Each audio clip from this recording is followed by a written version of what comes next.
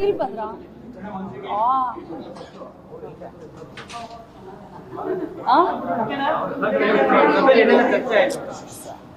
ಸಭೆಯಲ್ಲಿ ಬಾಯಿ ಇಲೆಕ್ಷನ್ನು ರಾಜ್ಯದಲ್ಲಿ 2 ಬಾಯಿ ಇಲೆಕ್ಷನ್ ಇದೆ. ಅದರಲ್ಲೂ ಎರಡೂ ಕೂಡ ನಮಗೆ ಭಾಳಷ್ಟು ಪ್ರತಿಷ್ಠೆಯ ಕಾರ್ಯಗಳಾಗಿದ್ದಾವೆ.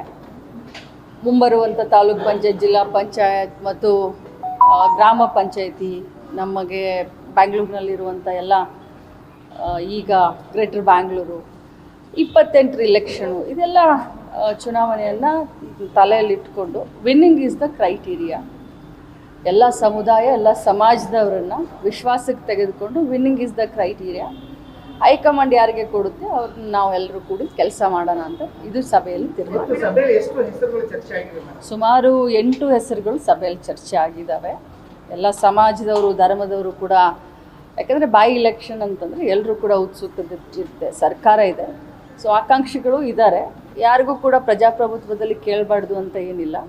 ಬಟ್ ಅಳೆದು ತೂಗಿ ಏನು ನಮ್ಮ ಪಕ್ಷದ ಅಧ್ಯಕ್ಷರಾದಂಥ ಡಿ.ಕೆ. ಶಿವಕುಮಾರ್ ಅವರಾಗಿರಲಿ ಅಥವಾ ಮುಖ್ಯಮಂತ್ರಿಗಳಾಗಿರಲಿ, ಅವರು ಏನು ತೀರ್ಮಾನ ತೊಗೊಂಡು ಡೆಲ್ಲಿಯವರು ಏನು ತೀರ್ಮಾನ ತೊಗೊಳ್ತಾರೆ ಅದಕ್ಕೆ ನಾವೆಲ್ಲರೂ ಕೂಡ ರಾತ್ರಿ ಹಗಲಿ ಹೋಗಿ ನಿಂತು ಅಭ್ಯರ್ಥಿಯನ್ನು ಗೆಲ್ಲಿಸ್ಕೊಂಡು ಬರುವಂಥ ಪ್ರಾಮಾಣಿಕ ಪ್ರಯತ್ನ ಮಾಡ್ತೀವಿ. ಎರಡೂ ಕ್ಷೇತ್ರ ಕೂಡ ಗೊಂದಲ ಇದೆ. ಒಂದು ಕಡೆ ಫ್ಯಾಮಿಲಿ, ಮತ್ತೊಂದು ಕಡೆ ಫ್ಯಾಮಿಲಿ ವರ್ಸಸ್ ಕಾಂಗ್ರೆಸ್ ಅನ್ನುವಂತಹ ರೀತಿಯಲ್ಲಿ ವಾತಾವರಣ ಸೃಷ್ಟಿಯಾಗಿದೆ. ಸೊ ಇದನ್ನು ಕಾಂಗ್ರೆಸ್ ಹೆಂಗೆ ನೋಡುತ್ತೆ? ಯಾಕಂದ್ರೆ ನೋಡಿ, ಸಹಜವಾಗಿ ಗೆಲ್ಲುವಂಥ ಒಂದು ಇದು ಜಾಸ್ತಿ ಇದ್ದಾಗ ಕಾಂಪಿಟೇಷನ್ನು ಜಾಸ್ತಿ ಇರುತ್ತೆ. ಇದಕ್ಕೆ ನಾವು ಗೊಂದಲ ಅನ್ನೋದು. ಎಲೆಕ್ಷನ್ ಅಂತಂದರೆ ಭಾಳಷ್ಟು ಕನ್ಫ್ಯೂಷನ್ಗಳು ಸಹಜ ಅದು. ಆದರೆ ಒಮ್ಮೆ ಹೆಸರು ಅನೌನ್ಸ್ ಆದಮೇಲೆ ಮುಖಂಡರು ಎಲ್ಲರನ್ನೂ ವಿಶ್ವಾಸಕ್ಕೆ ತೆಗೆದುಕೊಳ್ತಾರೆ. ಹೆಸರು ಅನೌನ್ಸ್ ಆಗೋಕ್ಕಿಂತ ಮುಂಚೆ ಆದರೂ ವಿಶ್ವಾಸಕ್ಕೆ ತಗೊಳ್ತಾರೆ, ಆದಮೇಲೆ ಆದರೂ. ಯಾಕಂದರೆ ನಮ್ಮ 12 ಜನ ಮಂತ್ರಿಗಳನ್ನು ಒಂದೊಂದು ಕ್ಷೇತ್ರಕ್ಕೆ ಹಾಕಿದ್ದಾರೆ. ಸೊ ನಮ್ಮದೆಲ್ಲ ಕೆಲಸ ಅದೇ, ಈ ಗೊಂದಲಗಳನ್ನು, ಕನ್ಫ್ಯೂಷನ್ನ ಕ್ಲಿಯರ್ ಮಾಡಿಕೊಂಡು ಪಕ್ಷವನ್ನು ಗೆಲ್ಲಿಸ್ಕೊಂಡು ಬರೋದೇ ನಮ್ಮ ಜವಾಬ್ದಾರಿ. ಸೊ ಸಹಜವಾಗಿ ಗೆಲ್ಲುವಂಥ ಸ್ಥಿತಿಯಲ್ಲಿ ಭಾಳಷ್ಟು ಆಕಾಂಕ್ಷಿಗಳಿರ್ತಾರೆ.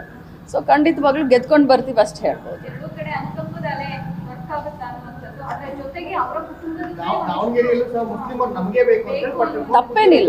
ತಪ್ಪೇನಿಲ್ಲ.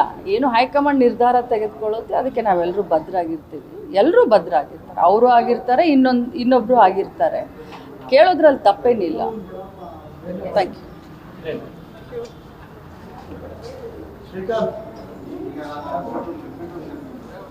ಇನ್ನಷ್ಟು ಹೆಚ್ಚಿನ ಮಾಹಿತಿಗಾಗಿ ಫಾಲೋ ಮಾಡಿ ಬ್ರಿಗೇಡ್ ನ್ಯೂಸ್ ಕನ್ನಡ.